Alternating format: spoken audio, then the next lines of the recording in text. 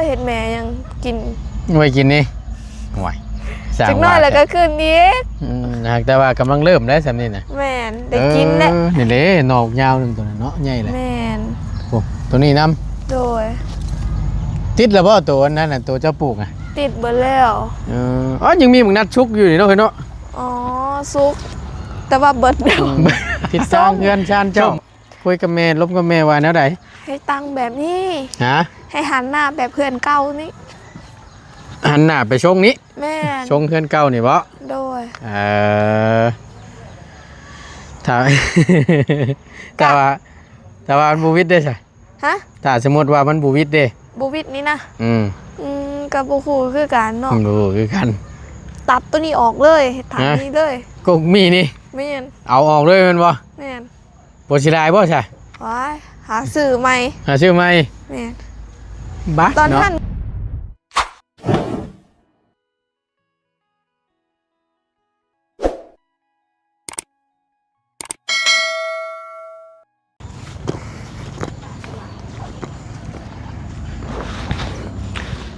ก่อนอื่นกราบทักทายสบายดี FC เบิ้ลสุขุทุกคนเด้อพี่น้องเด้อบอกว่าอยู่ในและกระต่างประเทศก็ยินดีต้อนรับเข้าสู่ช่องประธานป้องชาแนลคือเก่าเนาะพบเจอกันพี่น้องเอ้ยพอดีตั้งบ่ตูนได้เข้ามาหาทั้งน้องป๊อปเนาะช่วงค่อยคำลงแรงเนาะถามว่า คำละบ่กะอยู่ประมาณ5 โมงปลายพี่น้องแต่ว่ามันมืดผ้ามืดฝนมันตกแหละคือจังว่าคำไว้เนาะแต่ว่ามันมืดฟ้ามืดฝนก็สิได้อยู่พี่น้องเอ้ยสภาพอากาศก็ได้สภาพอากาศสิบ่ค่อยแจ้งค่อยงามปานใดขอโทษขออภัยนำหลายๆเด้อพี่น้องเด้อเนาะพี่น้องเพิ่นก็ตั้งหน้าตั้งตาอยากเห็นเฮือนน้องป๊อปขึ้นยกขึ้นได้เห็นช่างลงมือเฮ็ดว่าซั่นก็นี่แหละพี่น้องอดใจรอเด้อพี่น้องเด้อฟ้าฝนชลทานก็ยังบ่หยุดบ่ย่อนอยู่เนาะเพราะฉะนั้นแล้วอดใจรอจังหน่อยบ่ตุนก็จะเห็นคือกันพี่น้องเอ้ยสร้างเพิ่นสิลงมือเฮ็ดมื้อใดเนาะดำเนินการมื้อใดแล้วก็จังว่ากันเนาะพี่น้องเนาะบ่ตุนก็บ่ได้ไปสะดวกพี่น้องเอ้ยก็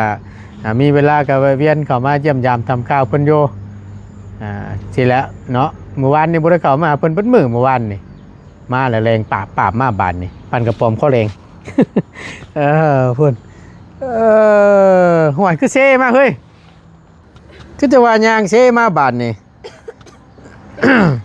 ฮะเป็นยังบ่ได้เป็นยังโอ้ว้าวดีคือยางเซ่มาคือคนบัดแห้งแท้ฮะตั้งย่างเอาซื่อตั้งย่างเอาซื่อโอ้ยเนาะก็นึกว่าเป็นภาษาอังกฤษดอกบ่ได้เป็นยังว่าสิมื้นกี่ต้มล่มอยู่ดอกเจ้าตื่นอยู่ดอกเพิ่นมาแต่ไสน่ะไปร่วมวันยังมันวันเสาร์วันเสาร์ก็ร่วมป่ะร่วมตอนแรงไปแล้วไปแล้วแต่ว่าเขายังบ่ได้ร่วมยังบ่ทันร่วมจังม่วงเพิ่นร่วมกะจังน้อยกะสิร่วมบ่นัดประมาณจังม่วงกะ6 โมงบ่ฮู้คือกันแต่กี้หั่นกะ5 โมงแต่ว่าเดี๋ยวนี้หั่นถ่าให้คนมาหลายๆเด้มาร่วมกันหลายคนแล้วก็เพิ่นจังสิอันนี้เด็กน้อยบ่แม่เด็กน้อยกับสาวนุ่มแล้วก็แบบมีสาวนุ่มแล้วก็กลางนำเพิ่นน่ะสบายดีน้องสบายดีอันนี้ไม่ได้เด้มีแบบใดนำแน่มี1ผู้เฒ่าเด็กน้อยบ่ผู้เฒ่าหันรวมก่อนอันนี้รวมเด็กน้อยแล้วก็ไว้กลางคนโดยแล้วก็สาวนุ่มคือซ้ำเจ้านี่แหละเนาะผู้แสกผู้สาวอายุประมาณ10 ขึ้นไปนี่แหละเนาะโดยผู้ใดก็ได้ยังบ่ทันได้เอาผัวก็ไปร่วมนำกันเอาผัวได้ใช่เอาผัวแล้วก็สิแบ่งโซนเป็นรวมกับคนผู้เฒ่าผู้แก่เลยคือสมมุติเจ้าผัวนี่ก็ไปร่วมนี่มันไปอยู่ชนนั่นนี่เนาะแม่นแต่ว่าเขาสิรวมก้อนแล้วเขาเจ้าก้อนเขาสิรวมเพราะว่าเฮาเด็กน้อยนี่มันบ่มีรายกิจกรรมให้ลิ้นหั่นน่ะแบบบางเทื่อก็แบบ เขาสอนเพลงแม่นบ่ บางเทื่อก็มีแทนประกอบน้ำอยู่ในเพลงหันเด โดย แบบเป็นม้วนเด็กน้อยหั่นนะ อ แล้วก็สอนพระคัมภีร์น้ำแล้วก็ห้องเพลงแล้วก็แบบสอนเด็กน้อยนะหรือว่าสอนพระคัมภีร์หรือว่าสอนแบบสอนเพลงนี่แหละบางเทื่อก็สอนแต่เพลงแต่บางเทื่อก็สอนตัวแบบน้ำแล้วแต่เพลงเพราะว่าเพลงมีตัวแบบก็แบบเฮ็ดคือกับเขาเจ้าเลย จังซี่ ประมาณนั้นแต่มื้อนี้ยังบ่ได้ไปซั่นประจักษ์หรอกมื้อนี้ ดู ได้ไปอยู่บ่นี่ ไปจักหน่อยก็ไป จักหน่อยเนาะบ่ได้มาช่วงค่ำๆได้ก็ได้ ดู เมื่อวานนี่บ่ได้มาหาช่ำเมื่อวานนี่ติดอยู่ผู้ห้วยยึงผู้เมื่อวานนี่ อ๋อเป็นหยัง ไปทางเข้าบ้านเพิ่นมันยากเด้ อ๋อโดย พอดีทางไอ้ว่าสิเอาเงินไปมอบให้ทางประตูปืนแก๊ป อ๋อโดย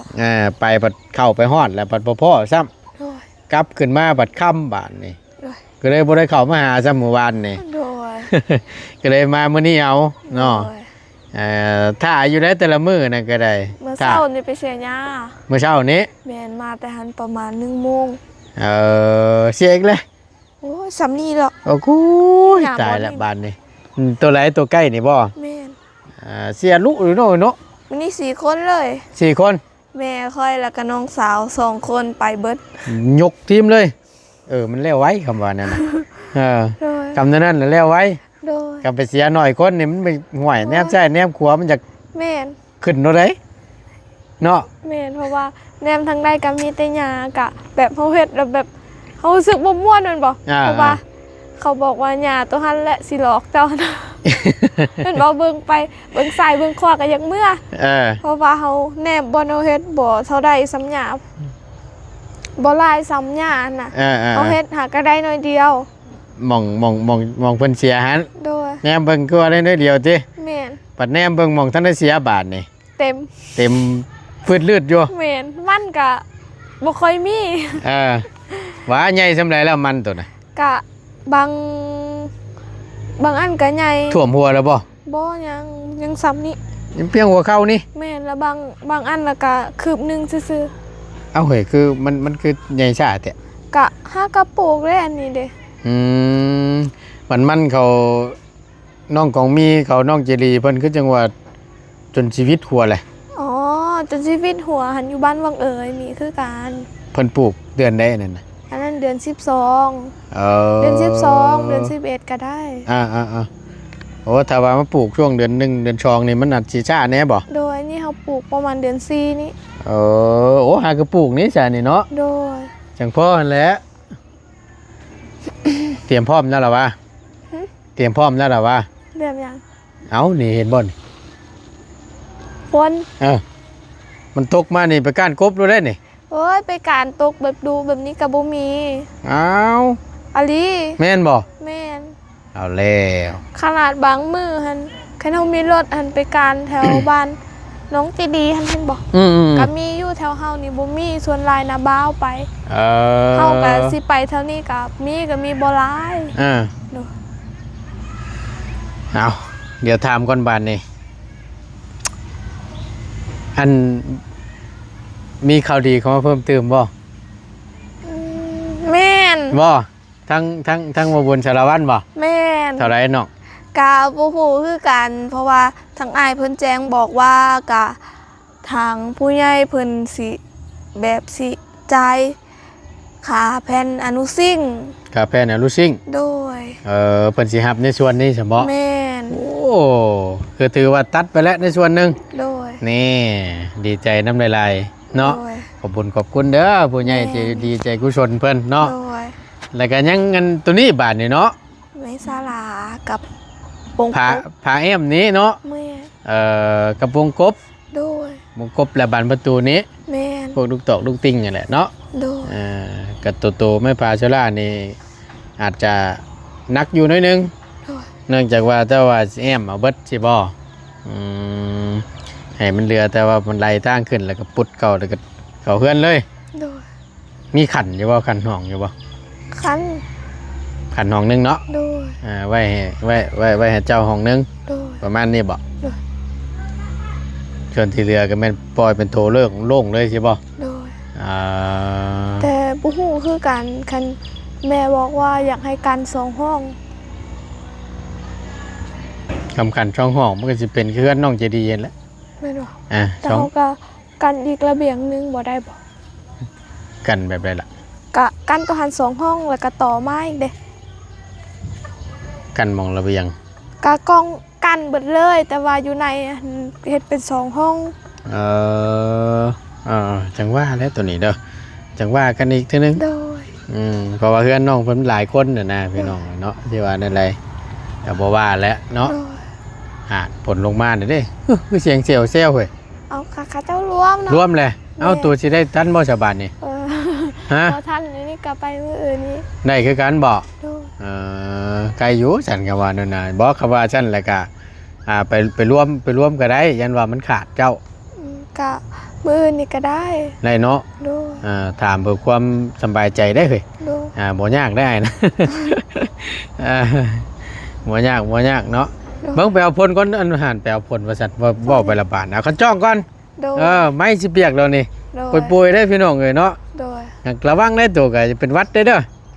มื้อนี้ก็ตากมันมือ ก็พี่น้องเอ้ยเอาแป๊บนึง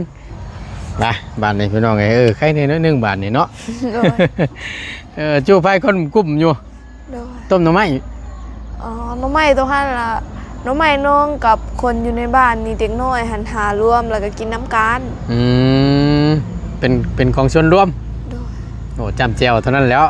ออกแล้วหน่อไม้ตัวที่พังนี่นะเอาดินกบนั่น ฟังนี่บ่ หน่อไม้จังไผน่ะ ข่อยคือว่าหยังบ่เห็น มันมีอยู่บ่นอเองเพิ่นนั่นน่ะ มีอยู่แหนง ฮะนอหั่นแหละเฮ้ย นอมีแต่2 นอ ใช่ นี่เด้ ใหญ่แล้ว ต้นหนึงหันยาวแล้ว โอ้ไว้เฮ็ดแม่มันเด้อ โดยโอ้ยเห็ดแม่ยังกิน ไว้กินนี่ห่วยสร้าง จักหน้อยแล้วก็คืนนี้ หากแต่ว่ากำลังเริ่มได้สำนี่น่ะ แม่นได้กินแล้ว นี่เด้หนอกยาวหนึงตัวนั้นเนาะใหญ่เลย แม่น โอ้ตัวนี้นำ โดย ติดแล้วบ่ตัวนั้นน่ะตัวเจ้าปลูกอ่ะ ติดเบิดแล้ว ยังมีหมึกนัดชุกอยู่นี่เนาะเฮ้ยเนาะ อ๋อซุก แต่ว่าเบิดแล้ว ส้ม ชมบ่ตัวนี้น่ะ แม่น เอาแล้วเอามาแต่ทั้งใดบัดนี่คือจะว่าชมแต่เก่าคือหวานแท้ บางนั้นหน้าบ้าวแถมหน้าฝนเด้ อ๋อ ก็เลยส้ม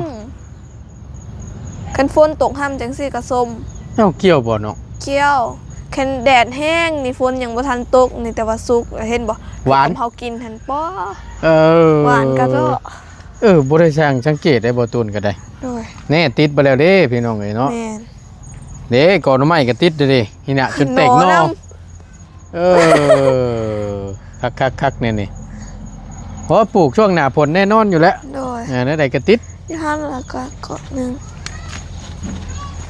นี่เด้บอนนี่แหงงาม เนาะ นี่เด้ เด้ติดแล้วพี่น้องนะก่อนนะดีละเห็นมันได้หลายๆกอจะเป็นอันหน่อไม้จังไพ่ โดย เอาไว้ เอาไว้เฮ็ดบันได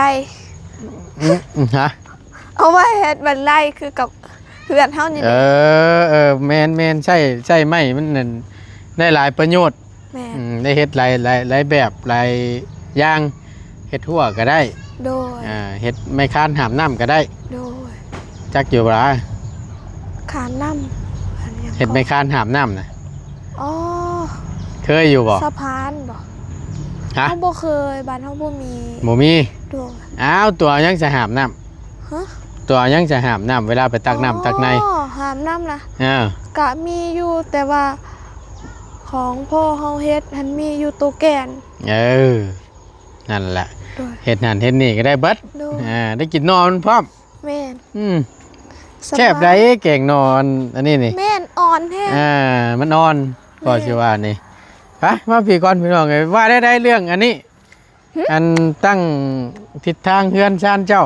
คุยกับแม่ลบกับแม่ว่าแนวใด ให้ตั้งแบบนี้ ฮะ ให้หันหน้าแบบเพื่อนเก่านี่ หันหน้าไปชงนี้ แม่น ชงเฮือนเก่านี่บ่ โดย ถ้า แต่ว่ามันบูวิดได้ใช่ ฮะ ถ้าสมมติว่ามันบูวิดเด้ บ่วิดนี่นะ อืม กับบ่ฮู้คือกันเนาะ รู้คือกัน ตัดตัวนี้ออกเลยเฮ็ดทางนี้เลย กกมีนี่ แม่น เอาออกเลยแมันบ่ แม่น บ่สิได้บ่ใช่ ว้ายหาสื่อใหม่ หาชื่อใหม่ แม่น บัด ตอน เนาะ ท่านคือบ่คิดแบบนี้เนาะ อ่า เคยเลยตั้งห่วงแหง เออ ต้นนกมีตัวนี้นะ ต้นมีต้นนี้ได้ แม่น ตอนเพิ่นปรั๊บมันติ โดยเพราะว่าย้อนหยังเบิ่งคนกินเบื้องนี้กินคือแบบจนสิคูหลังเฮือนเลยก็ยังบ่เบิดแหละ อ่า เขาเจ้ากินส้มแน่ก็เฮ็ดกินแน่ อ่า ส่วนโตน้องหันกินส้มกินคู่มือเพราะว่ามันออกมาตั้งแต่นี่จนฮอดสุดเลย หลายจนเต็ม มันมีครับมันมีคูดนี่ดิชานี่ แต่ว่ามักมีตัวนี้สิเป็นมักมีเปื่อยเฮาเฮ็ดกินหันแซ่บแม่นบ่ อ่า แต่ถ้าเอาทากินสุกหันบ่แซ่บ บ่ แม่น อ คือกับมักมีหน้าบ่าวก็คือกันเห็นบ่ตัวแบบเฮาเอาตัวสุกแล้วแบบมันแบบ อ่า มันบ่แซ่บ บ่ แม่น คือจังว่า มั แต่ กมีเปื่อยแล้วบ่แซ่บแล้วส่วนตัวบางคนแล้วเขาเจ้าบอกว่าแซ่บมักมีเปื่อยมักมีนั่งแล้วบ่แซ่บ ค่อยว่าคันสุกหันค่อยมักมักมีนั่งคับ่ มัน สุก มีหนังน่ะแซ่บได้ป่ะ แม่น มันมีน้ำผึ้งนี่สิบ่ปานใดเอาเพิ่นเอิ้นมันมีเปื่อยอยู่พี่เนาะ แม่น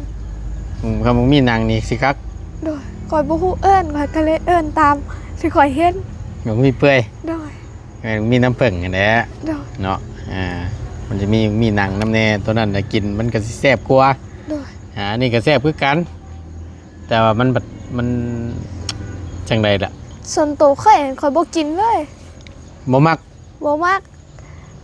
แบบตอนค่อยยังบ่ฮู้หั่น อ่า ตัวที่แบบว่ามักมีนั่งหั่นค่อยก็บ่อยากกิน อ่า ค่อยคิดโอ้ยจะกินอีหยังติดไม้ติดมือเบิด อย่างมันหั่นบ่ แม่น เออ ก็คิดว่าบ่แซ่บเบิ่งจังได๋ก็บ่แซ่บคือกับมักอึสีเหลืองหั่นน่ะ อ่า มักอึสีเหลืองบ่ แนวมันแล้วมันชุกมันก็เหลืองแล้วเนาะ ค่อยบ่มัก เป็นหยังโอ้โจหวานแซ่บคือประชังนี่ ข้าเจ้าหวานได้ข่อยก็บ่มัก มันเป็นอะไร ก็บ่ฮู้คือกันแต่ตะกี้หันคันข้าเจ้าบ่ได้เฮ็ดน้ำหวานแม่นบ่ก็ได้เฮ็ดเป็นตอนหันคันบ่เปื่อยแม่นบ่คือกัน จังว่าแต่โจหวานแซ่บจะได้น่ะน้องเอ้ย ทางแม่ข่อยน้องข่อยกินเบิดน้ำหมูข่อยบอกว่าแซ่บ อืม คือกับใส่กับแกงหน่อไม้เห็นข้าเจ้ากินข่อยละเกียออกเบิด ตายจังบ่จักของแซ่บดีเพิ่นนี่เนาะ ข่อย แกงหน่อไม้ใส่มักอื้อน้ำเหนียงคักแล้ว ข่อยบ่มัก เออ เห็นตัวสีขาวหันข่อยมัก ฮะ สีขาวหันมัน สีขาว สีขาวสีเหลือง โอ้ยขออภัยหลายพี่น้องโมเมนต์มักฟักมักต้นนั่นบอกมักน้ำมันบอก แม่น อันนั้นนะมักบ่ตอนนั้นนะ มัก อันเขาหนึ่งเขาอย่างไงนะ บ่ได้นึ่งให้กิน เขาก็ว่ามักอันมักต้นมักฟักอันนั้นนะ อ๋อตัวสีขาวนะ เออ คันตัวสีขาวหันข่อยกินได้แต่เฮ็ดกินนะนึ่งหันบ่ฮู้บ่เคยกิน บ่เคยกิน โดย โอ้บ่จักของแซ่บแล้วตัว เนาะบ่จักของแซ่บแล้วกันนี่นะใจเบิ่งไหมนี่เบิ่งหันมันอันนั้นอยู่ว่า ข่อยเห็นเรื่อง ปกงึ้งมึงดูฮะเป็นอะไรมันแห้งน้ำเนี่ยบ่คือว่าแน่ใดเอ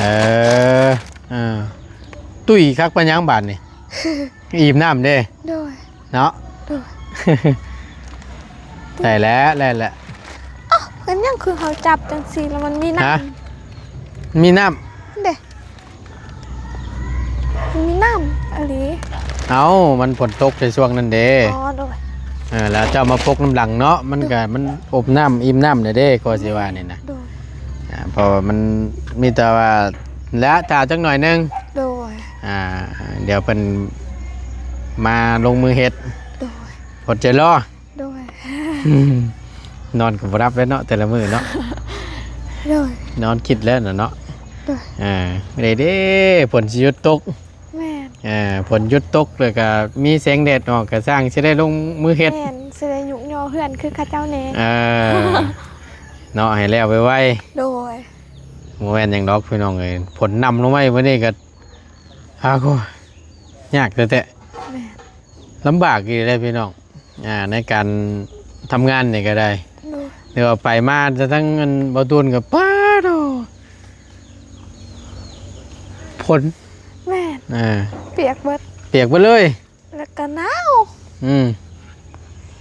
ระหว่างร้อนกับหนาวนี่เจ้าสิเลือกกันใด ฤดูนี้ดีกว่า หน้าฝนนี่ร้อนนี่บ่ปานใดบ่ ฮ้อนหันมันอยู่บ่ได้ มันนอนเองบ่ แม่น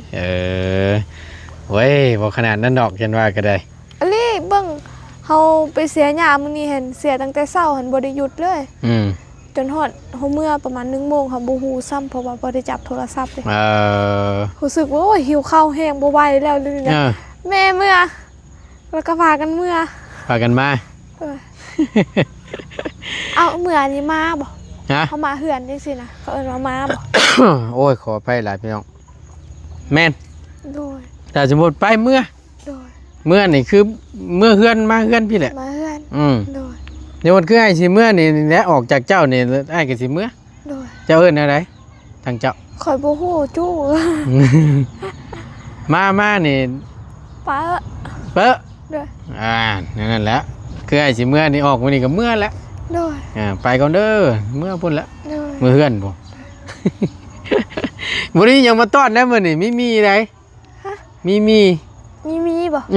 โดย กินอยู่เหรอวะ กิน เนาะบ่ได้เห็นชื่อกับข้าวมาต้อนครับ โดยบ่เป็นหยังได้กินมีแล้วก็อิ่มท้องแล้วก็แล้วนะ อิ่มท้องได้ก็แล้วนะ โดย โอ้ยเนาะเอาพอได้กินได้หยับเด้อ โดย เบิ่งบ่ได้มีถุงยางให้อีกใด บ่เป็นหยังจับเอาไปได้ เอา ขอบใจเด้อ โอเคเบิ่งจังหน่อยเอาหน่อยนะพอได้ต้มหลายคนเพื่อนเจ้านะเอาโอเคไปบานี้ตั้งง่ายกลับก่อน โดย ไว้เจอกันมื้อเด้อ ขบใจเด้อ โดยอยู่ดีมีแห้ง โดย สบายดี สบายดีเด้อ โอเคไปพี่น้องเอ้ยขอบคุณหลายๆทางประตูนก็จะได้ขอลำลาก่อนเด้อจบคลิปปิดคลิปลงไว้เพียงสำนี้ก่อนพบเจอกันคลิปหน้าเนาะสำหรับคลิปนี้ไปแล้วพี่น้องสบายดีเด้อ